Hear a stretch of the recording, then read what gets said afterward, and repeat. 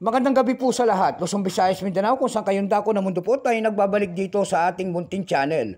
Samuel Soriano, TV29 para mag-discuss ulit ng another coins. At ito po ay ating hilig, mangulikta ng barya. Kaya tayo nandito nagsiselling ng kanilang mga halaga, ang aking mga koleksyon. At isa tayong kolektor.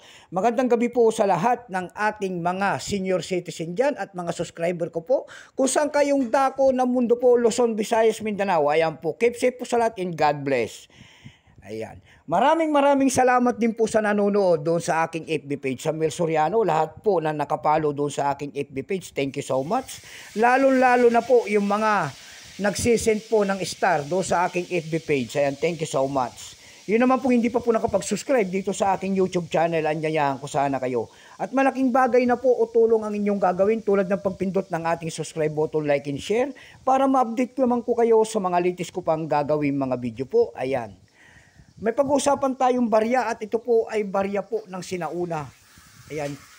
25 centimos po ni 1 luna po. Ayan. 25 centimos ni 1 luna. 25 sentimo po. Pagkatalikod, harap po yan. Ayan.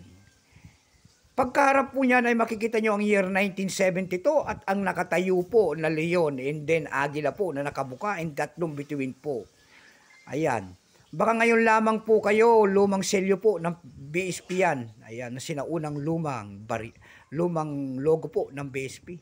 Yung leon po dyan ay simbolo po ng Espanya. Yung agila po ay simbolo po ng Amerika. Yung tatlong bituin po niyan ay nakasagisag sa atin tulad ng Luzon, Visayas, Mindanao. Bago tayo magsimula sa ating talakyan, kilalanin mo muna natin siya para makita natin ang kanyang presyo kung magkano na. Issue po, Philippines po, period Republic, 1946 up to date po, type standard circulation coins, years 1967 hanggang 1974. Value nito, 25 centimos, 1 luna po. Currency piso, 1967 up to date po, composition yan ay nickel brass. May bigat lamang 4 grams, may habang 21 mm. May kapal po naman itong 1.72 mm, hugis po, bilog. Orientation yan ay coin alignment, itinigil naman ang paggamit sa barya nito ng Pilipinas noong January 2, 1998. Number and dash 3753, reference number KM-199, coat of arms of the Philippines sa kanyang nasa likod.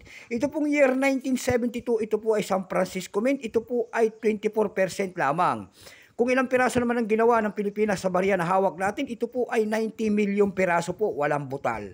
Pero may price na po yan doon sa ating numista.com kung tawagin ng ating mga kolektor. Yung kanyang very fine 20 pesos na, extra fine 25, almost ang circulated 26. Ang circulated nito ay nagkakalaga po ng 30 pesos. Dako naman tayo sa pamantayan na kanyang presyo sa platform. Tulad ng EB.com. Doon sa ating EB.com, nakakita ay nagbebenta doon ng $7.80. Nasundan po ito ng $6.50 and then 334 pesos. Dako naman tayo sa Carousel PH. Sa Carousel PH naman po nakita tayo nagbebenta doon ng 60 pesos. Nasundan po ito ng 80 pesos. Ayan lamang po ang aking may babahaging kanyang presyo. Keep safe po sa lahat and God bless.